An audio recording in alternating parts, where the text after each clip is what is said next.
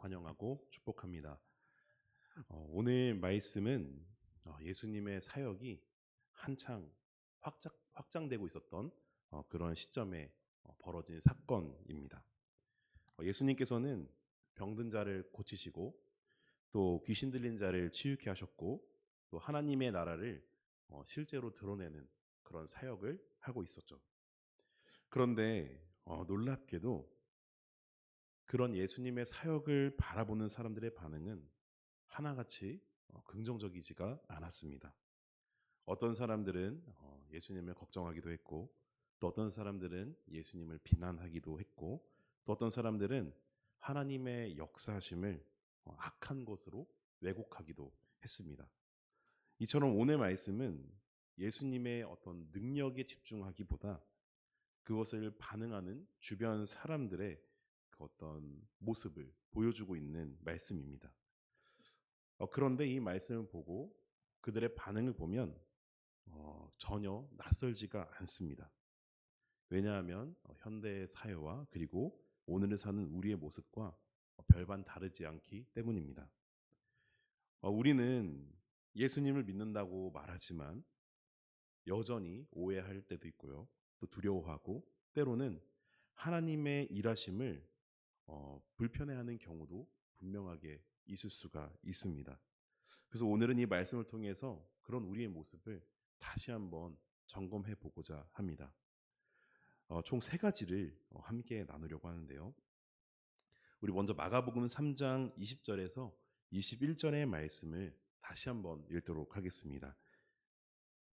네, 함께 읽겠습니다. 집에 들어가시니 무리가 다시 모임으로 식사할 겨를도 없는지라 예수의 친족들이 듣고 그를 부르러 나오니 이는 그가 미쳤다 하밀러라. 아멘. 예수님께서는 집에 들어가셨지만 오늘 말씀을 보니까 식사할 겨를도 없는 이런 쉼을 얻지 못하는 상황이었습니다. 무리는 예수님을 따라 몰려왔고 예수님은 여전히 그들을 외면하지 않으셨습니다.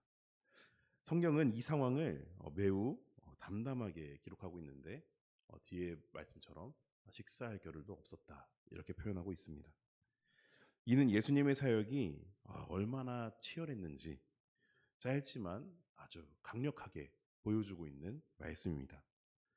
우리도 쉴 새 없이 바쁘고 치열한 하루를 보내면은 뭐라고 합니까? 진짜 오늘 밥 먹을 시간도 없다. 이러지 않습니까? 마치 그런 상황인 것 같습니다. 그런데 이 소식을 들은 사람들의 반응이 정말 뜻밖입니다. 예수님의 친족들이 예수님을 붙들러 나오는 것이죠. 이유는 단 하나였습니다. 붙들러 나온 이유는 간단하게 그가 미쳤다라고 지금 표현을 하고 있는데요. 이 미쳤다라는 표현은요, 단순한 감정 표현이 아닙니다.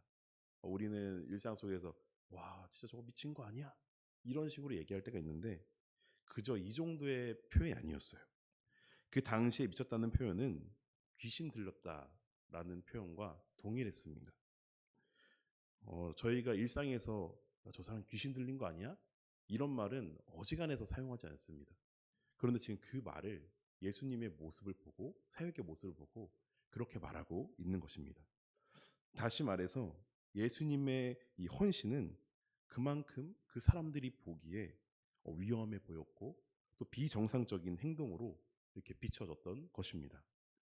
그런데 여기서 우리가 중요하게 바라봐야 할 점은 예수님을 미쳤다라고 말한 사람들이 예수님의 사역을 몰랐던 사람들이 아니라는 것입니다. 보면 친족이라고 나오죠. 예수님과 함께 자랐고 또 예수님의 삶을 가장 가까이에서 지켜보았던 사람들입니다. 그럼에도 불구하고 그들은 하나님의 역사하심보다 세상의 상식을 모든 판단의 기준으로 세워 예수님을 세상의 눈으로 판단하고 바라보았다라는 것이죠. 그들의 눈에는 이 예수님의 열심이, 하나님을 향한 열정이 그저 귀신 들렸다라고 말할 정도로 미친 행동으로 보여졌던 것입니다. 그러나 하나님의 뜻이 과연 사람들의 이 이해 범위 안에서만 이루어질까요? 결코 그렇지 않습니다. 여러분, 하나님의 부르심은 종종 우리의 안전 혹은 체면, 이 계산을 넘어서 우리를 하나님 앞으로 인도하는 그런 능력이 있습니다. 그래서 때로는 이 순종이라는 것은 믿음이 없는 자들 눈에는 언제나 오늘 이 친족들의 모습처럼 약간 오해의 가능성을 열어두고 있습니다. 하나님을 따른다는 것, 하나님의 일을 행한다는 것, 또 하나님의 능력으로 우리의 삶을 증명한다는 것은 어렸을 때부터 봐왔건 함께 자랐건 이 믿음의 선택 가운데 그 주변 사람들에게는 어떠한 설명조차 통하지 않습니다. 우리의 삶을 들여다보면 마찬가지인 것 같습니다. 사역을 하다 보면 주변에서 참 많은 말들을 듣게 되는 것 같습니다. 저 역시 동일합니다. 제가 이 새벽 기도 시간에는 여러 번 말씀을 드린 것 같지만 제 친구 중에는 제가 어렸을 때부터 함께 지내왔던 친구들 중에는 예수님을 믿는 친구가 단 한 명도 없습니다. 전도하려고 하는데도 잘 안 되더라고요. 그런데 그 친구들이 저의 모습을 볼 때는 오늘 상황과 동일한 거예요. 저를 보면 항상 미쳤다고 말합니다. 누가 알아주지도 않는 거, 사회적으로 맨날 이렇게 개신교가 욕을 먹고 있는데 너는 그게 뭐라고 그렇게 열심히 하느냐고 많이 이야기를 합니다. 그 친구들의 어렸을 때부터 항상 많은 불만은 친구들이랑 주말에는 여행 한번 못 가면서 안 가면서 주일마다 그렇게 이게 붙들어야 될 일이냐고, 뭐 한 번 정도는 빠져도 되는 거 아니냐고, 널 위해서 힘을 줄 수 있는 거 아니냐고. 정말 그렇게 말하면서 대체 너에게 그렇게 해서 돌아오는 게 뭐냐고, 정말 정상적인 거 아닌 것 같다고, 이렇게 미쳤다고 많이 표현을 합니다. 지금에서야 저는 반대로 생각합니다. 예수님을 모르는 너희가 미친 거 아니냐, 이런 식으로 생각을 하지만 제가 신학생 때는 이 말이 얼마나 힘들었는지 모릅니다.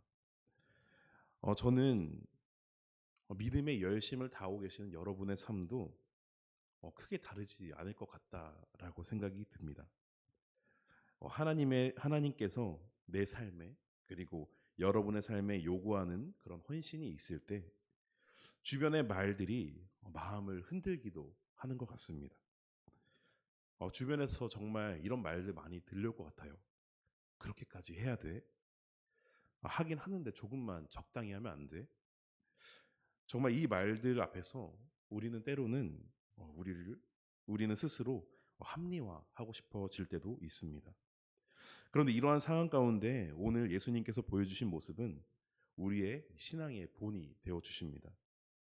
예수님은 친족들의 이 미쳤냐는 말을 듣고서도 그 사명을 멈추지 않으셨습니다. 이해받기 위해서 하나님께서 나를 불러주셨다는 것을 전혀 낮추지 않으십니다. 굳건히 예수님께 맡겨진 사역들을 끝까지 감당해낸 것이죠. 왜 그러셨을까요? 예수님이 진짜로 미쳐서 그러셨을까요?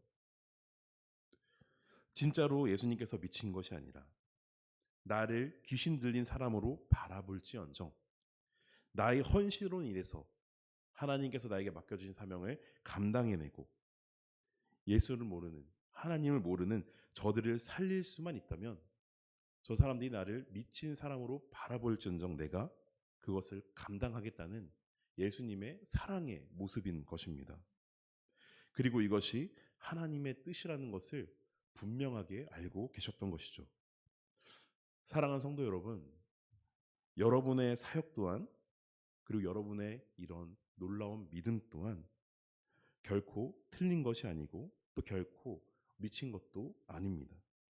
주변 사람들 말에 흔들리고 또 때로는 그 말에 합리화하면서 우리의 사역을 때로는 편하게 감당하려고 하시지는 않으셨습니까?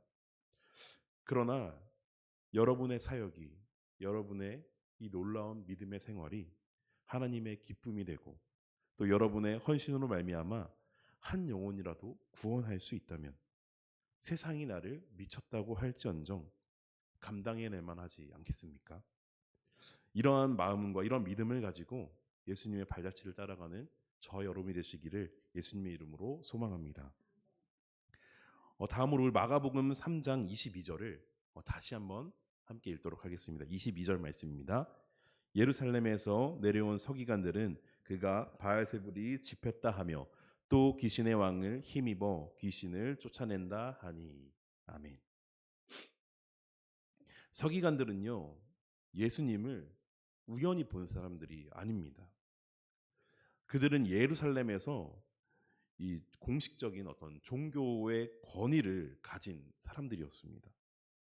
그래서 일부러 예수님을 어떻게 지나가다 우연히 본 게 아니고 일부러 갈릴리까지, 예루살렘까지, 예루살렘에서부터 내려오게 된 겁니다. 이는 예수님의 사역이 단순히 어떤 소문 수준이 아니라 종교 지도자들이 어떤 위협을 느낄 만큼 실제적인 영향력을 갖고 있었다라는 사실을 보여주는 말씀입니다. 이 서기관들이 내린 판단은 매우 교묘하고 굉장히 악했습니다. 이런 것입니다. 예수님이 귀신을 쫓아낸 것은 사실이다. 그러나 그 능력은 결코 하나님께로부터 온 것이 아니다.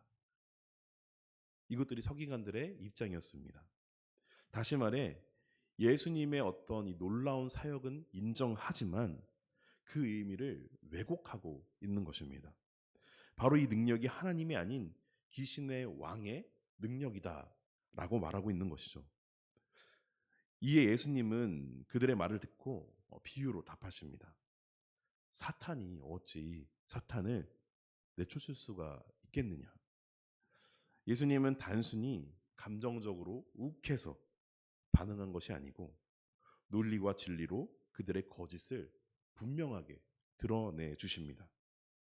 사탄의 나라가 자기 자신을 공격한다면 그 나라는 설 수가 없고 지금 일어나고 있는 일은 오히려 사탄을 결박하고 있다라는 것을 증거하고 있는 것이죠. 예수님의 이 말씀은 매우 중요한 어떤 신학적인 선언이 담겨 있는 것입니다. 예수님의 사역은 절대로 중립적인 활동이 아니라는 것을 보여주고 있는 것이죠. 하나님도 높이고 사탄도 같이 높이는 이런 일이 있을 수가 있겠습니까? 절대로 없습니다. 같이 높일 수는 절대로 없는 것이죠.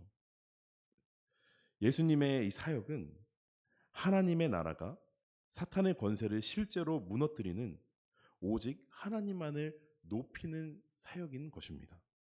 귀신이 쫓겨나고 묶였던 사람들이 자유를 얻는 것은 하나님의 통치가 그곳에 임했다는 것을 보여주는 말씀인 것이죠.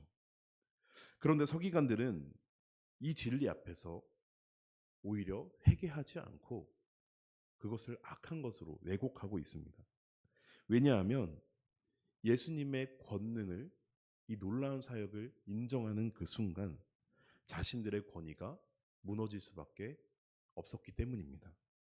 오히려 그들은 예수님의 이 사역의 진리를 몰라서가 아니라 내가 저 진리를 받아들이게 되면 자신들이 높게 올라가 있던 그 위치에서 내려와야 한다는 그 사실 때문에 예수님을 거부한 것이죠. 그렇다면 이 서기관들의 모습을 보면서 우리의 모습을 되돌아보겠습니다. 우리는 내 생각과 이 경험이라는 견고한 틀 안에 하나님을 가두고 있지는 않습니까? 아까도 말씀드린 것처럼 예수님의 사역은 결코 중립적이지 않습니다. 주님께서 일하시는 곳에는 반드시 사탄의 권세가 무너지고 하나님의 통치가 임하게 되어 있습니다. 이것은 변함없는 진리입니다. 우리가 이 진리를 온전히 받아들일 때 비로소 우리를 묶고 있었던 이 죄의 결박을 두려움으로부터 참된 자유를 얻는 줄로 믿습니다. 내 자존심과 이 고집을 내려놓고 예수님의 이 놀라운 사역 앞에, 이 권능 앞에 정직하게 반응하시기를 간절히 소망합니다. 서기관들과 그 서기관들의 모습처럼 나를 증명하고 나를 높이는 삶은 멈추고 오직 하나님의 나라가 내 삶을 통치하실 수 있도록, 내 안에 사탄의 권세가 있다면 예수님을 믿음으로 말미암아 그것은 사라지고 하나님의 통치가 임할 수 있도록 우리의 마음을 내어드리는 저와 여러분이 되시기를 간절히 소망합니다. 우리 마가복음 3장 28절에서 29절의 말씀 마지막으로 함께 읽도록 하겠습니다. 28절에서 29절 말씀입니다. 내가 진실로 너희에게 이르노니 사람의 모든 죄와 모든 모독하는 일은 사하심을 얻되 누구든지 성령을 모독하는 자는 영원히 사하심을 얻지 못하고 영원한 죄가 되느니라 하시니. 아멘. 정말 중요한 말씀입니다. 이 말씀은 어떻게 보면 성경을 읽는 성도들에게 두려움을 주는 말씀일 수도 있습니다. 왜 그렇습니까? 혹시 내가 알지 못하는 사이에 용서받지 못할 죄를 지은 것은 아닐까? 이런 생각이 때때로 들기 때문입니다. 그러나 이 말씀을 우리는 반드시 예수님께서 오늘 이 말씀을 왜 하셨는가? 이 문맥 안에서 이해해야 하는 말씀입니다. 예수님께서는 지금 연약해서 넘어지는 제자들에게 이 말씀을 하신 것이 아닙니다. 또 죄책감에 괴로워하고 있는 성도들에게 하고 계신 말씀도 아닙니다.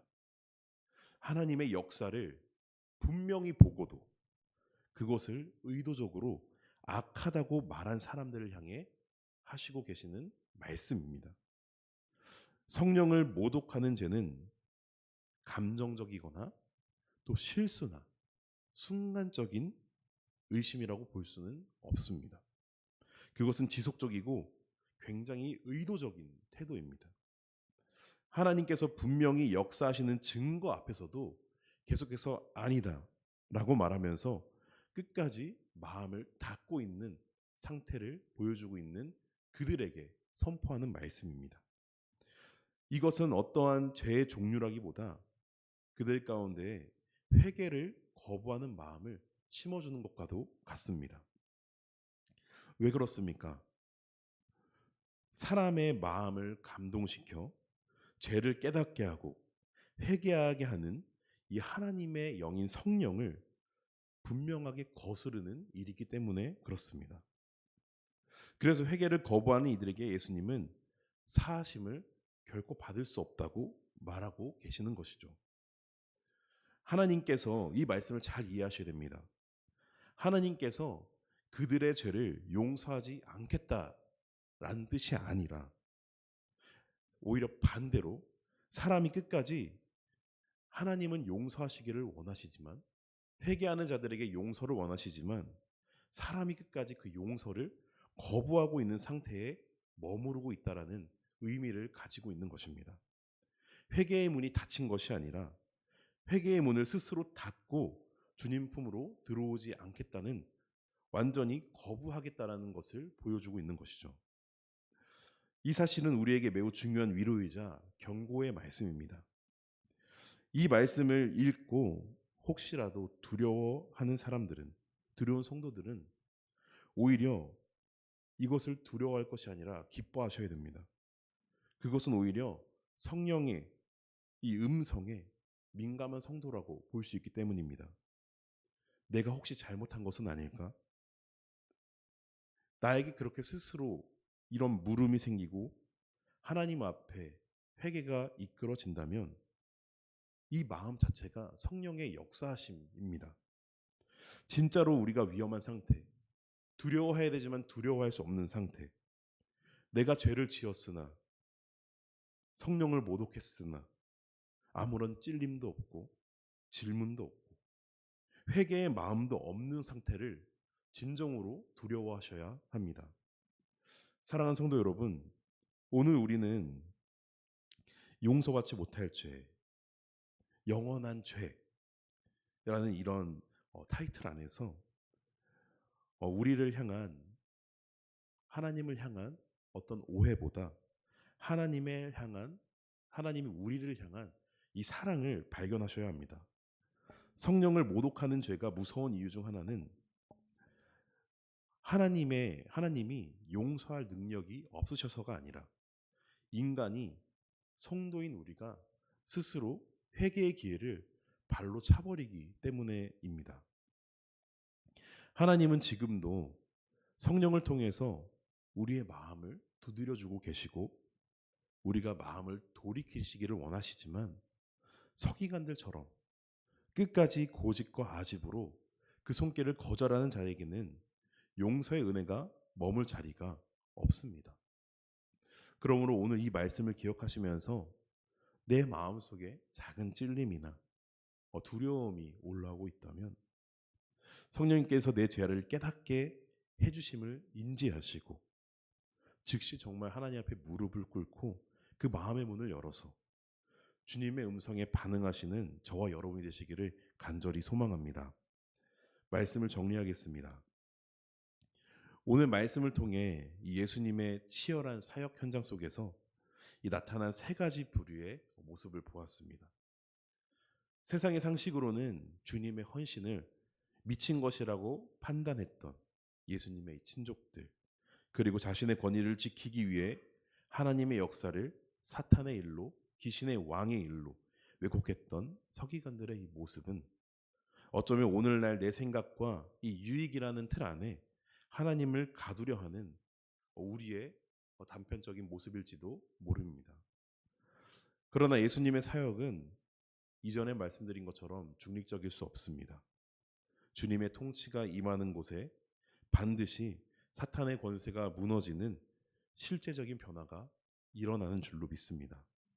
우리가 두려워해야 할 것은, 진실로 두려워해야 될 것은 혹시 내가 용서받지 못할 죄를 지었을까? 이것을 걱정하는 것이 아니라 성령께서 내 마음을 두드리실 때에 내 고집과 아집과 이 자존심 때문에 그 음성을 외면하고 회개를 거부하는 이러한 모습을 더욱더 두려워하셔야 합니다.